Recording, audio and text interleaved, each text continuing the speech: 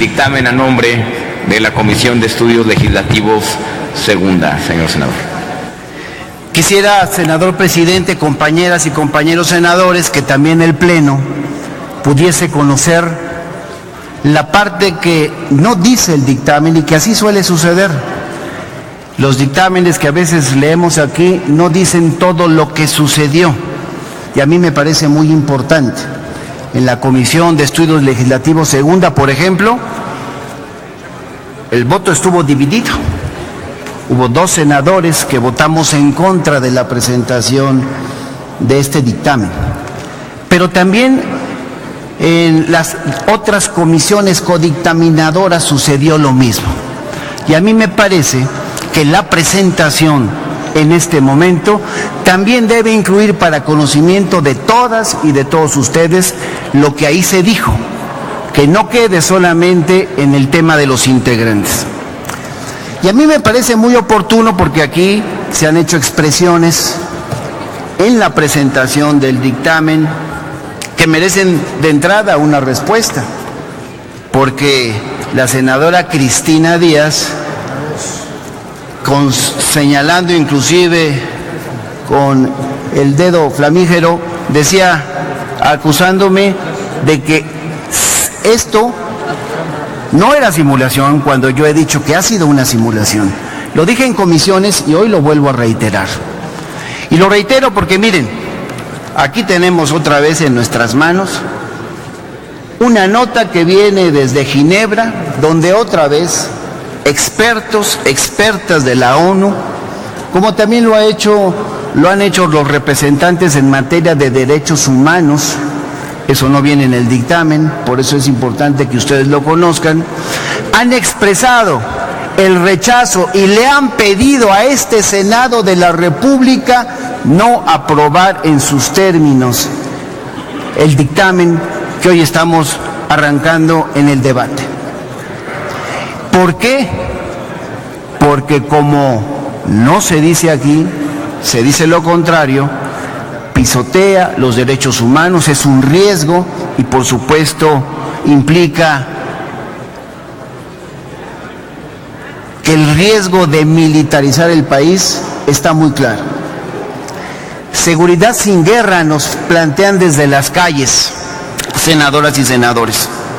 Y por eso yo le digo a la senadora Cristina Díaz que a quienes hay que meter al orden es a los que han permitido la corrupción, es a los que se han beneficiado con el trabajo de bandas criminales,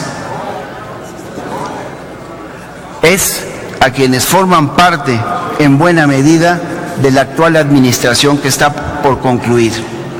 ¿Qué se dijo y que no se refiere en el dictamen y que me parece muy importante, senador presidente, compañeras y compañeros, que conozcan para valorar de una manera más clara este dictamen? Se dijo que el gobierno de Enrique Peña Nieto y también esta legislatura están a punto de pasar a la historia como los que regresaron el militarismo a nuestro país, como los que convirtieron al estado de excepción en la cotidianidad de nuestro país. Y reitero lo que dije ayer en la reunión de comisiones, y esta vez con un mayor convencimiento. Este Senado de la República estaría a punto de aprobar uno de los más graves retrocesos para el Estado de Derecho y los derechos humanos en México de la posrevolución. Y lo hace ignorando miles de voces provenientes de la sociedad civil que permanentemente han advertido sobre los graves riesgos de esta ley. El día de ayer, por ejemplo, la Comisión Nacional de los Derechos Humanos y las comisiones de derechos humanos de varios estados, como la Ciudad de México, Nuevo León, Yucatán, Veracruz, Oaxaca, Jalisco, Aguascalientes, Baja California, por mencionar solo algunas, se pronunciaron públicamente porque no se aprobara esta ley y se abriera un proceso de diálogo público y abierto, un debate nacional que se estuvo planteando. Miren, esta minuta, hoy convertida en dictamen, prácticamente sin cambiarle nada. Así llegó aquí a esta sesión ya de pleno, llegó el 5 de diciembre y hoy en 10 días, si eso no se llama legislar sobre las rodillas, entonces no sé lo que significa.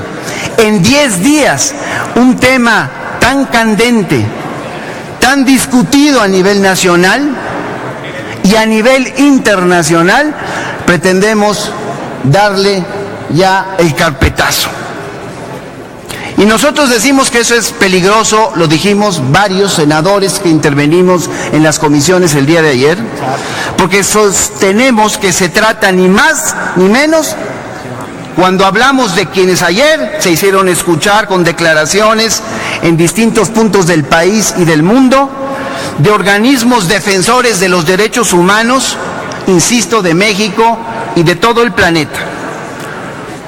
Y yo preguntaría, ¿qué más razones quieren entonces, senadoras y senadores, para no aprobar esta ley que la advertencia de quienes defienden día a día los derechos humanos en este país? ¿Qué más razones quieren que la advertencia de los organismos internacionales que día a día los defienden a nivel internacional, como la ONU, como la Comisión Interamericana de los Derechos Humanos, como Amnistía Internacional, como Human Rights Watch, entre otras? Y les pregunto, y esperaría una respuesta clara y directa cuando entremos al debate: ¿cuánto vale para ustedes, senadoras y senadores del PRI y los aliados que hoy quieren seguir con este proceso y votar, la palabra de todos estos organismos? ¿Cuánto vale para ustedes la palabra de estos organismos internacionales, nacionales? Por lo visto, nada. Y aquí se dirá, como ya lo escuchamos, que ha habido foros, que hubo audiencias, que hubo consultas desde hace más de un año, inclusive han llegado a expresar. Y además de las audiencias llevadas del lunes pasado, con eso quieren decir que atendieron el llamado de Peña Nieto hace unos días, cuando le advirtieron en un evento que todos recordamos, el presidente de la Comisión Nacional de los Derechos Humanos y el galardonado, que esta ley no debe aprobarse. Por eso nosotros insistimos, ya lo hemos dicho, las audiencias de esta semana, las audiencias de la semana pasada fueron realizadas, pero a modo, para que el representante de las Fuerzas Armadas tomara la palabra en último lugar, sin la posibilidad de que nadie le refutara sus dichos. ¿Qué clase de debate público es ese, en donde no hay una verdadera confrontación de ideas? Y las que se hayan realizado antes, compañeras y compañeros, hace casi un año, como algunos han expresado, no versaron sobre este proyecto específico que estamos discutiendo. Que no se diga entonces que se ha escuchado a la sociedad para la aprobación de este proyecto. Porque decía el senador Gil, y yo creo que con razón, que a las Fuerzas Armadas se les ha asignado tareas permanentes más allá de las que deberían ser sus funciones ordinarias, tareas que les hemos dado desde las propias leyes. Es cierto, pero eso no significa que sea correcto que tengan esas responsabilidades. El gran problema es que el Estado mexicano no ha avanzado en la construcción de instituciones civiles que cumplan con esas funciones y permitan que las Fuerzas Armadas se concentren exclusivamente en las labores que sí le corresponden acorde a su naturaleza castrense. Y en lugar de eso, el Estado mexicano, incluyendo al Congreso de la Unión, ha preferido comodinamente asignarle a las Fuerzas Armadas cada vez más atribuciones en ámbitos que nada tienen que ver con su función ordinaria. Muchos senadores que estuvimos debatiendo en esta sesión de Comisiones Unidas, insisto, lo sostengo para que ustedes lo sepan, reiteramos que con esta ley de seguridad interior el Estado mexicano vuelve a caer en esa tendencia comodina de darle más facultades a las Fuerzas Armadas para realizar tareas que no le corresponden. Todo lo quieren resolver con el Ejército. ¿Y has seguido reflexionando sobre el contenido de esta ley?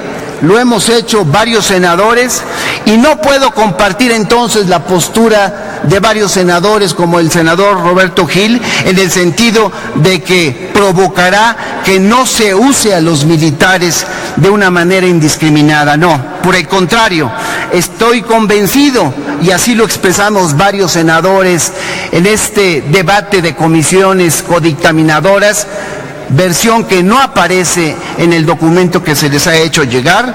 Nosotros sostenemos lo contrario. Estamos convencidos de que esta ley potenciará el uso indiscriminado de las Fuerzas Armadas, porque aunque la declaratoria de protección a la seguridad interior tiene vigencia de 1 año, el presidente de la República la podría prorrogar todas las veces que se le ocurra.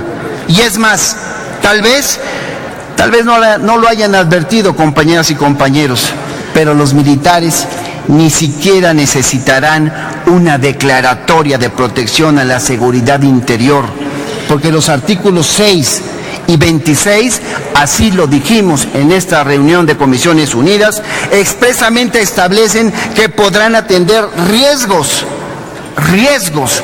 a la seguridad interior sin la necesidad de declaratoria. Pero para actuar en caso de amenazas a la seguridad interior, se los apuntamos, tampoco necesitarán declaratoria, porque el artículo 4, fracción tercera, dice que las amenazas a la seguridad interior son las mismas que señala la Ley de Seguridad Nacional, y esa ley, compañeras y compañeros, no establece que las Fuerzas Armadas requieran declaratoria para atender amenazas de seguridad nacional. Quiero decirles también que ayer, en esta reunión de comisiones, decía el senador Preciado que México ya está militarizado. Y seguramente muchos estarán de acuerdo con él. Y entonces yo pregunto, ¿por qué entonces, senadoras y senadores, no avanzamos en la ruta de desmilitarizar al país y construir instituciones civiles que garanticen la seguridad que exigen los mexicanos? Pero no, en lugar de eso, el Congreso está por brindar un marco jurídico que le permitiría al Ejército continuar permanentemente realizando labores policiales. No se engañen, compañeras y compañeros, esta ley no va a provocar que las entidades depuren y fortalezcan sus instituciones policiales. Esa obligación, y lo dije ayer en la reunión de comisiones, y eso no aparece en el dictamen, se las impuso la Ley General del Sistema Nacional de Seguridad Pública desde el 2009 y no la cumplieron. 2 veces, recuerden, senadores, 2 veces, tuvimos que reformar el transitorio de esa ley para ampliarles el paso porque lo incumplieron. Concluyo, senador presidente. Quiero lanzar, y espero que en el debate se pueda responder, quiero lanzar un cuestionamiento directo al PRI y al PAN. Esta ley obliga a las autoridades civiles de las entidades a rendirle cuentas al militar que se ha designado como coordinador de los avances del fortalecimiento de sus capacidades institucionales. Esto está en la fracción sexta del artículo 23. Muchas entidades más afectadas por el narcotráfico sabemos que son gobernadas por ustedes, gobiernos del PRI y del PAN, y les pregunto, ¿estarán dispuestos a que la gobernadora Pavlovich o el gobernador García Cabeza de Vaca o el gobernador Astudillo o el gobernador Rosas Aispuro o el gobernador Ordaz o el gobernador Corral, que fueron electos por la voluntad popular, le deban rendir cuentas a un militar designado por el Ejecutivo Federal? Un militar que además no es el secretario de la Defensa. Muchas y muchos de ustedes me imagino que aspiran a ser gobernadores. ¿Estarían dispuestos a algo así? Parte de lo que he dicho, senador presidente, no está contenido en el dictamen y por eso solicité participar en la presentación del mismo, porque, como suele suceder, los dictámenes tienen la visión parcial de quien ve todo lo positivo, pero ahora hasta hubo acusaciones respecto de lo que se dijo, por eso vale que todos conozcan. No militaricemos al país. Seguridad sin guerra. Es cuanto, señor presidente. Muchas gracias, senador. Como se anunció al principio del trámite para la discusión del proyecto de ley de seguridad interior, después